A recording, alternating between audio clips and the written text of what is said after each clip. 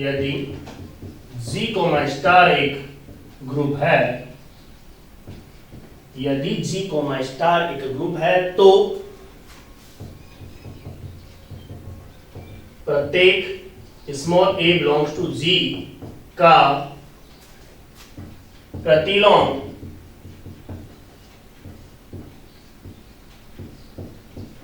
अद्वितीय रूप से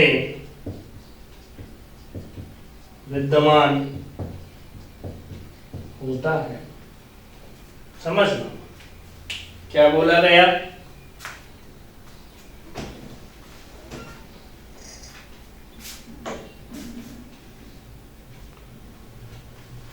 यदि G कोमा स्टार एक ग्रुप है तो प्रत्येक अवयव A बिलोंग्स टू G का प्रतिलोम अद्वितीय रूप से विद्यमान होता है। कि इसका जो प्रतिलोम होता है वो कैसे विद्यमान होता है? यूनिक रूप से, अद्वितीय रूप से विद्यमान होता है।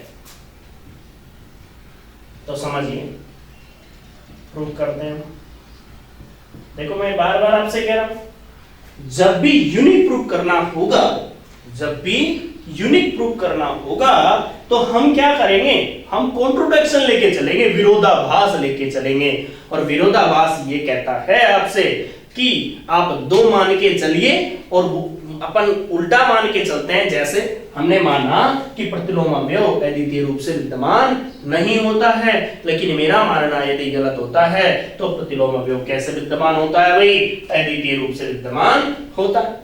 क्लियर है बिल्कुल? तो देखिए, समझिए, माना G कोमा स्टार एक ग्रुप है। मैंने लेट कर लिया कि G कोमा स्टार क्या है? एक ग्रुप है। क्लियर है बिल्कुल? अब क्या सिद्ध करना है हमें? अब हमें सिद्ध करना है कि प्रत्येक small a belongs to G का प्रतिलोम अद्वितीय रूप से विद्यमान होगा। क्या सिद्ध करना है भाई हमें? कि जो प्रतिलोम होगा वो कैसे विद्यमान होगा? अद्वितीय रूप से विद्यमान होगा, यूनिक रूप से विद्यमान होगा।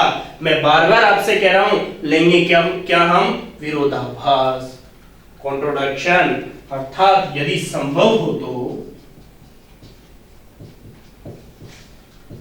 यदि संभव हो तो, क्या संभव हो? यदि संभव हो तो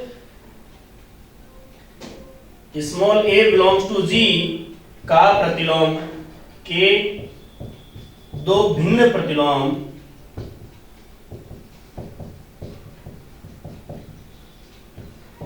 स्मॉल b तथा c है। मैंने मान लिया कि स्मॉल b और c क्या है? दो भिन्न प्रतिलोम किसके हैं? a के हैं। बताइए, कहीं कोई कंफ्यूजन हो तो बताइए। प्रमेय में बिल्कुल समझ में आएगी आपको, क्लास मिस ना हो इसलिए वीडियो आपके लिए मिल रहा है। ध्यान दें थोड़ा सा। केस फर्स्ट, यदि small b a belongs to G का प्रतिलोम है, यदि small b a belongs to G का प्रतिलोम है, तो नोट नंबर सेकंड आपको क्या बताता है कि जब किसी अवयव की उसके प्रतिलोम से संक्रिया करवाई जाती है तो हमें क्या प्राप्त होता है भाई? तत्समक प्राप्त होता है। तो देखिए, स्मॉल b की संक्रिया करवाएं a के साथ या a की संक्रिया स्मॉल b के साथ करवाए तो हर हाल में क्या मिलेगा? जहां G का तत्समक है। इक्वेशन नंबर फर्स्ट बोलिए। क्या बोला मैंने? कि ई जी का तत्समक, क्योंकि ए का प्रतिलोम कौन है, बी है, और बी की चाहे राइट में संक्रिया करवाओ चाहे लेफ्ट में करवाइए, हर हाल में क्या देगा, तत्समक देगा। ये दिमाग में बिल्कुल क्लियर करना है। केस सेकंड, यदि small C A belongs to G का प्रतिलोम है, यदि मान लो सी है प्रतिलोम, तो क्या होगा, सी होगा तो सी स्टार ए हो या ए स्टार सी हो, हर हाल में ई देगा। समीकरण 1 व 2। बताइए कहीं कोई कंफ्यूजन वाली बातें हो तो आप बता सकते हो। देखिए चलिए आगे, देखो दोनों चीजें बिल्कुल क्लियर हुई आपकी।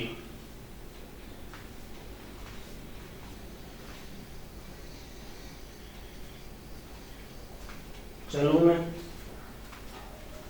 नौ, देखो सिद्ध क्या करना है आपको, इस बात को नोट करना, सिद्ध करना ओनली बी बराबर सी। यदि बी बराबर सी सिद्ध हो जाता है तो आपकी प्रमेय प्रूफ हो जाएगी, क्योंकि हम तो अलग अलग मान के चल रहे हैं, और बी और सी बराबर हो जाएंगे तो हमारी मान परिकल्पना गलत, अर्थात प्रमेय आपकी सत्य। तो ध्यान दें, मैंने कहा कि बी बराबर बी स्टार ई लिख सकता हूं क्या मैं, क्योंकि बी किसका एलिमेंट है, जी का। जी क्या है, ग्रुप, और ग्रुप है तो तत्समक अवयव विद्यमान है, और तत्समक अवयव का व्यवहार कैसा होता है, किसी भी एलिमेंट की तत्समक से संक्रिया करवाएं तो क्या मिलता है हमें, हर हाल में वही एलिमेंट। तो बताओ बी को मैं बी स्टार ही लिख सकता हूं ना, भाई आप लोग भी तो हो उसमें सा बी, आप लोग एग्री नहीं हो तो कैसे लिखूं, बताओ भाई, आप खुद ही बता दो, सामने देखो आप लोग, भाई वहां नहीं तो स्क्रीन पे देखो आप सामने, कि बी को क्या, ई को क्या लिख सकता हूं मैं, ई को मैं लिख सकता हूं ना ए स्टार सी। बताइए ए स्टार सी कहां से लिखा, समीकरण नंबर 2 से। यहां लिख रहा हूं मैं, कहां से लिखा, समीकरण नंबर 2 से। आपको पता है जी कोमा स्टार पहले से ग्रुप दिया हुआ है, और जब ग्रुप दिया हुआ है तो एसोसिएटिव प्रॉपर्टी अर्थात साहचर्य नियम का वो पहले से पालन करता है। क्लियर है, बिल्कुल साहचर्य नियम का पालन करता है, तो बी बराबर बी स्टार ए स्टार सी होगा। बिल्कुल क्लियर होगा। तो ध्यान दें, बी बराबर बी स्टार ए है समीकरण नंबर 1 से ई स्टार सी, कैसे, समीकरण 1 से। देखें आप लोग, समझे, बिल्कुल नहीं है। कई लोग बोलेंगे अलजेब्रा रटने की होती है, कुछ नहीं। यदि अलजेब्रा का कांसेप्ट यदि क्लियर है आपके, तो आपको बहुत इंटरेस्टिंग पेपर होगा। आपको 90% अलजेब्रा बाद में पढ़ाई जाती है, उसका एक ही रीजन होता है, क्योंकि अलजेब्रा जो होता है थोड़ा थ्योरेटिकल पोर्शन होता है ज्यादा, इसलिए थोड़ा समझने में दिक्कत आती है। बाकी आपका कांसेप्ट यदि क्लियर है तो बहुत ही इंटरेस्टिंग पेपर है।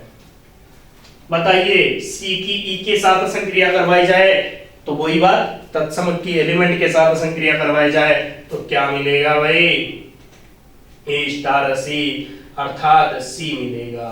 बी की वैल्यू क्या होगी, किसके बराबर, सी के बराबर। ये तो गड़बड़ हो गई, बी तो सी के बराबर आ गया और बी तो सी के बराबर आ गया, तो इसका मतलब तो ये हो गया, जो कि गलत है। क्यों, क्योंकि हमने तो अलग अलग माना था इनको।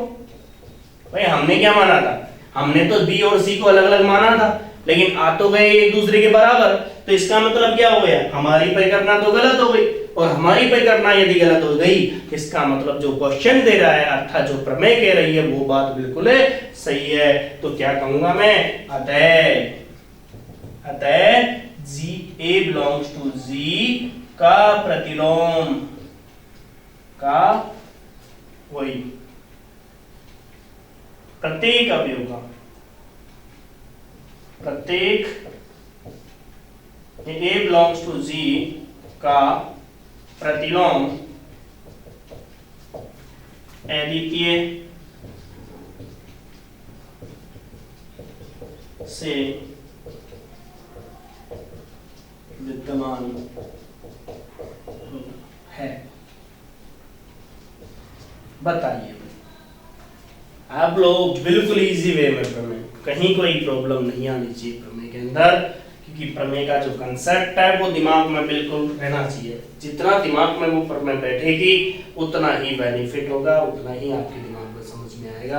क्योंकि प्रमेय रटने से नहीं होती है तैयार, प्रमेय आपकी होती है कंसेप्ट यदि आपके क्लियर है, साथ में आपके दिमाग में उसको समझ के तैयार किया आपने तो भूलोगे नहीं तो ऐसा होगा ज्यादा नहीं तो 6-7 सालों में बहुत देखा है कि जब प्रमेय आपसे पूछी जाती है कि इस प्रमेय का प्रूफ लिखिए आप, लेकिन उसका ना लिख के उसमें दूसरी का मिक्स कर देते हो क्योंकि आपको पता ही नहीं होता कि लिखना क्या है, क्योंकि आपको तो रटा हुआ होता है, दिमाग में भरा हुआ होता है, तुरंत आप तो तत्समक प्रतिलोम फटाफट स्टार्ट कर देते हो। किसी क्वेश्चन में तो ये और लिखा होता है कि वो ग्रुप है पहले से, किसी क्वेश्चन में तो ये लिखा हुआ होता है कि ग्रुप है, लेकिन ग्रुप सिद्ध करने लग जाते हैं, वो पूछता है अबेली ग्रुप ओनली, और आप क्या करते हो तुरंत ग्रुप की 4 कंडीशनें शो करोगे और उसके बाद आबेली बता। अरे जब वो ग्रुप आपसे बोल रहा है तो बात कहां गई आबेली, आबेली में तो एक ही नियम की बात है। तो इन बातों का थोड़ा ध्यान रखें, यदि आपका कंसेप्ट यदि कहीं से क्लियर नहीं है तो आपको दिक्कतें आएगी। बाकी अलजेब्रा जो पेपर है, देखो पेपर बराबर वेटेज के हैं, सभी 40-40 नंबर के पेपर है, सभी में बहुत ही यूनिटों का जो कॉम्बिनेशन है बहुत अच्छा किया है, डायनेमिक्स स्टैटिक्स का भी अच्छा कॉम्बिनेशन है, उधर अपने कॉम्प्लेक्स का भी अच्छा है, कॉम्प्लेक्स इससे भी बेटर आएगी, डिपेंड करता है टाइम के अकॉर्डिंग। अभी टाइम अलजेब्रा चला है तो अलजेब्रा की ही बातें करेंगे आपसे। अलजेब्रा में आपको बहुत पढ़ाया जाएगा, इतना पढ़ाया जाएगा जिससे आपको सफिशिएंट क्वेश्चन मिलेंगे। क्यों पढ़ाया जा रहा है? अभी आपके अलजेब्रा की एग्जाम भी हुई है, पेपर उठाइए, बच्चों से पूछिए, बहुत अच्छा पेपर मिला है, बस शर्त ये है कि बच्चा लिख पाए, वो उसकी प्रॉब्लम है। यदि बच्चा नहीं लिखता है तो उसका रीजन क्या है? उसका रीजन है उसकी तैयारी। यदि वो तैयारी नहीं करेगा तो कहां से लिखेगा? प्रमेय का एक ही पैटर्न होता है, मैं आपको कई दिनों से कई सालों से आपको एक ही बात बताता हूं, प्रमेय जब लिखो, प्रमेय पहले याद कीजिए, याद का मतलब समझ के याद कीजिए, रटना नहीं है, फिर उसे बिगड़ देखे लिखिए। जब फिर दिक्कत आती है आपको, मान लो आप अटक गए उसके अंदर, फिर आप उसमें देखिए, देखने के बाद अब जब कल की बारी आए तो कल आप क्या करो, उस प्रमेय को पहले एक बार देख लो और बिगड़ देखे लिखो। जब जाके ये प्रैक्टिस में आती है ना तब जाके पता चलता है, नहीं तो इतनी सारी प्रमेय हो जाती है। रियल टफ माना जाता है, रियल टफ माना जाता है, लेकिन रियल आपने पढ़ा है, लेकिन रियल में तो फिर भी वो है। ये जो पेपर है बहुत इजी माना जाता है, लेकिन इसमें सबसे ज्यादा होती है प्रमेय मिक्सिंग, अर्थात आपके दिमाग में मिक्सचर बन जाता है, आपको पता ही नहीं चलता प्रूफ क्या पूछ रहा है क्या लिखे हम। इसीलिए इस पेपर में नंबर लाने के लिए बहुत जरूरी है आपकी प्रैक्टिस, और आपकी प्रैक्टिस तभी होगी जो भी प्रमेय लिख रहे हो 4 टाइप में लिखते जाओ, प्रत्येक प्रमेय का रिवीजन आप कंटिन्यू करो, जिससे आपको काफी बेनिफिट मिलेगा। ठीक है भाई, चलिए आगे एक बार देख लो इसे।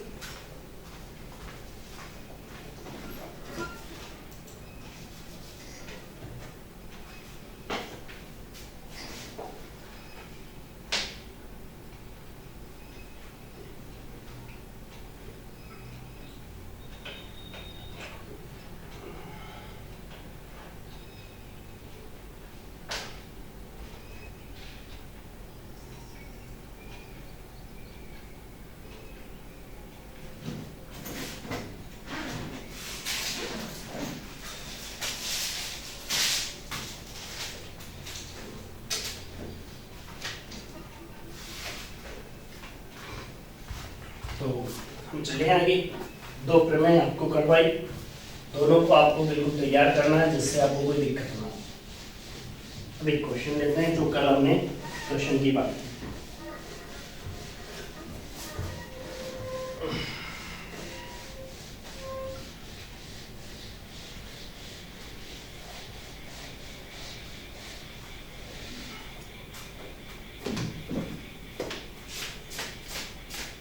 कल आपको संक्रियाओं के बारे में बताया था मैंने, मतलब दी हुई आपको डेफिनेशन दी हुई होती है। जैसे क्वेश्चन नंबर 19 लेते हैं हम, 19 की जगह ले लेते हैं कोई सा ले लो, उससे ले लो, चलो 19 सिद्ध कीजिए कि धनात्मक परिमेय संख्याओं का समुच्चय q प्लस स्टार संख्या के लिए अवयवी है।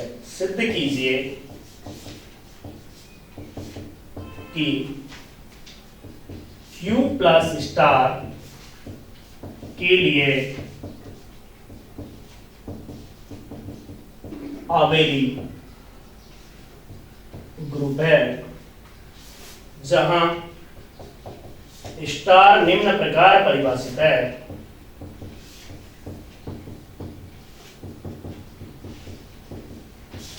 कैसे परिभाषित है? ए स्टार बी बराबर A B by 2 for all A और बी बिलोंग टू किसमें है? क्यू प्लस में। ध्यान दें कि सिद्ध कीजिए कि क्यू प्लस कॉमा स्टार के लिए एक आबेली ग्रुप है जहां स्टार निम्न प्रकार से परिभाषित है। स्टार जो संक्रिया है वो आपकी कैसे परिभाषित है? निम्न प्रकार से परिभाषित है कि ए स्टार बी बराबर क्या है? A B by 2। ध्यान दें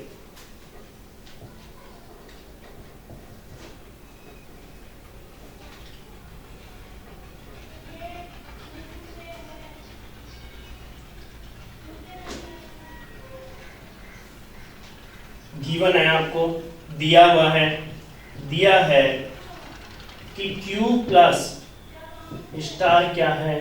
नहीं दिया हुआ कुछ नहीं, धनात्मक क्या है? वही है जहां, पहले लिख देता हूं मैं, सोल्व कर रहे हैं। सबसे पहले तो आप देखिए पहला समृद्धता चालू कर दो। क्लियर? क्यू क्या बताता है? पाई में से क्या है। एक बात बताओ, समृद्ध कब होता है? समृद्ध में कितने एलिमेंट लेते हो आप?